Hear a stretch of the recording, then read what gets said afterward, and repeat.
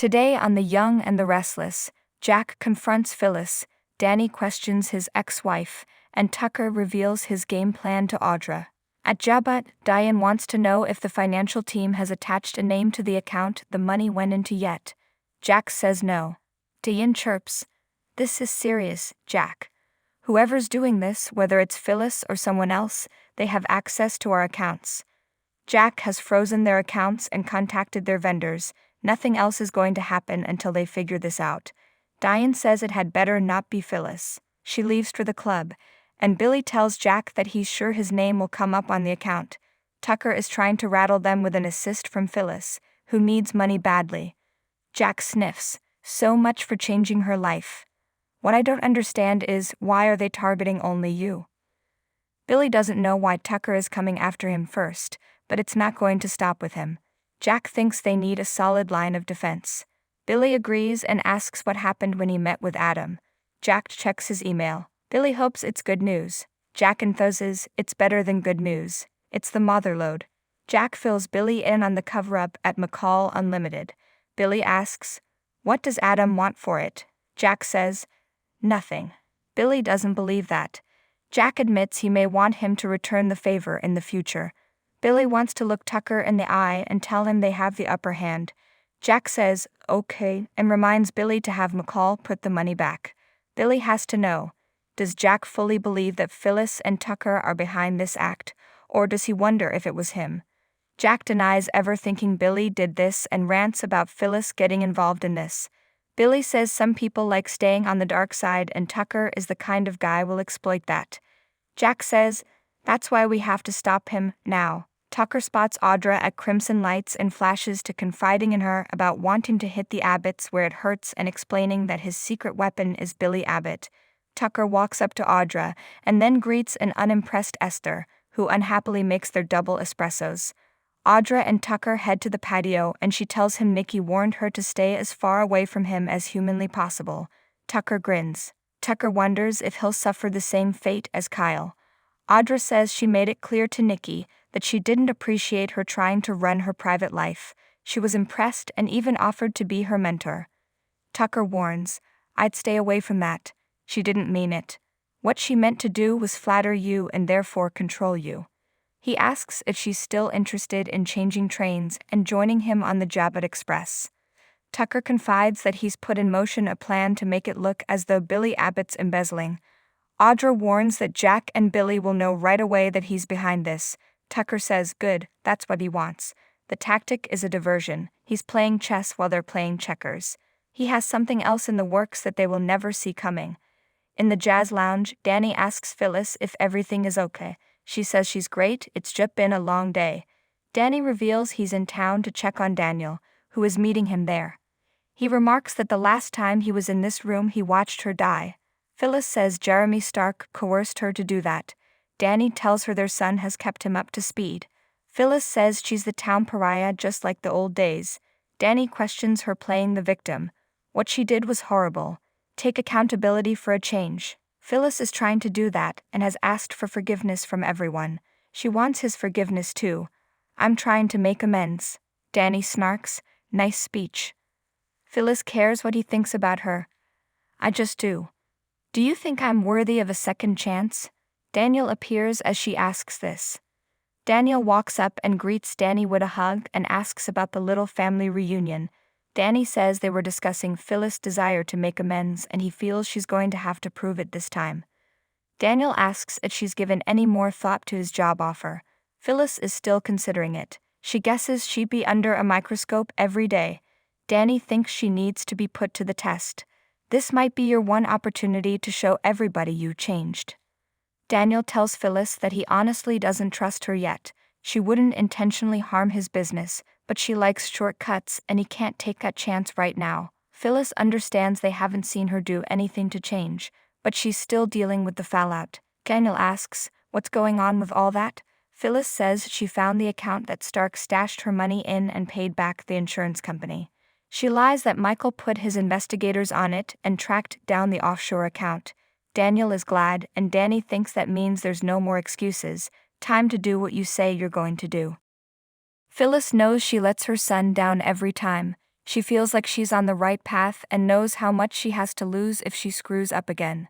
If Nick and Sharon don't offer her a position, she will take whatever job Daniel offers her at Omegasphere and will make him proud. Danny wants to believe what she's saying, and he will give her this much. If she follows through with this, he will be really proud of her. Just then, Jack appears in the lounge looking like he has a thundercloud over his head. Daniel looks at Jack and raises an eyebrow at his mother. Jack walks over and asks for a moment alone with Phyllis, who snarks, "I thought I was dead to you." Daniel wonders, is everything all right here? Jack assures him his mother is in no imminent danger. Once Danny and Daniel have gone, Jack tells Phyllis he knows that Tucker convinced her to hack into Jabot's financial system.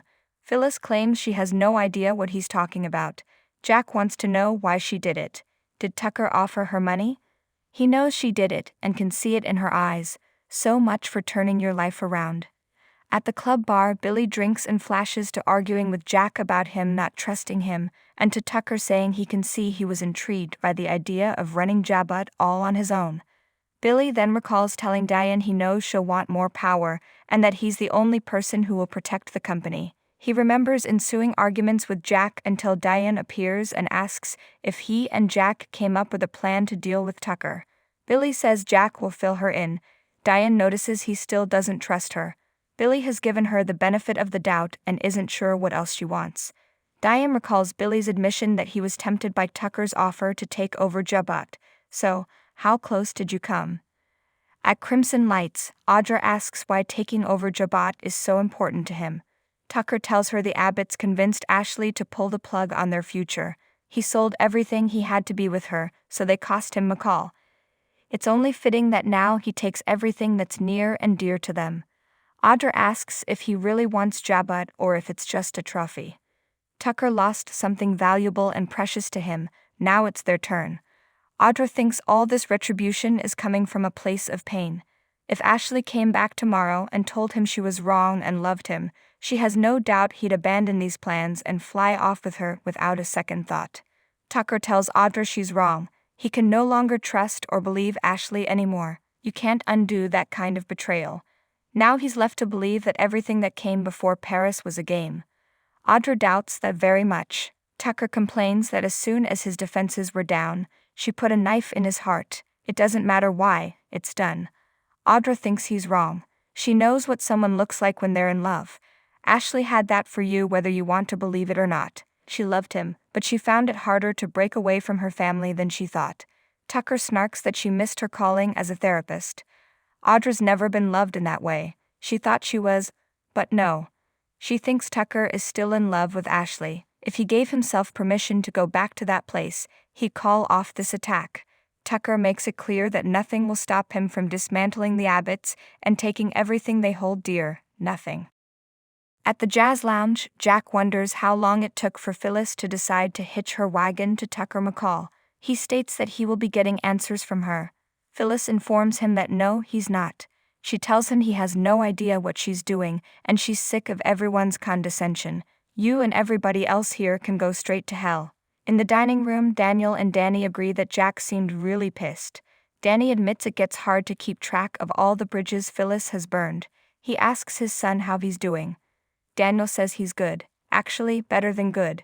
Work is great, and he and Lily are enjoying their relationship. His only conflict is with Mom. He really wants to believe her this time. Danny wants to as well. But they both know Phyllis, and it's a real leap of blind faith. Daniel asks his father how long he'll be in town. Danny says he got a couple months off of the tour and is working on new music for his video game. Daniel asks, "Any other reason you came back?" Danny confesses he was hoping to see Christine, but she's not answering any of his texts. Daniel relays that Chris is in Lisbon with Paul. Apparently they're trying to work things out. Danny looks disappointed. At the club bar, Billy tells Diane that he was concerned about her, but now he's fine with the way things are. Diane wants him to admit he's still looking over the top spot. Billy denies it and hopes she's not looking to take his job. He informs Diane that they need to get past this, but there are far worse threats. In the jazz lounge, Phyllis asks Jack if he thinks she likes what she put her daughter through. As Diane walks in, she points out his wife played a part in this. Jack tells her that doesn't explains what she's trying to do with Tucker McCall. Phyllis tells Jack he needs to trust her. I'm not trying to sabotage you or Billy. I hate Tucker. I despise him. What do I have to say to get you to believe me? Jack counters, if you won't tell me the truth, help me find out what Tucker is up to. What his bottom line is? You hack into the system. Then maybe I'll believe you're sincere about your desire to make amends.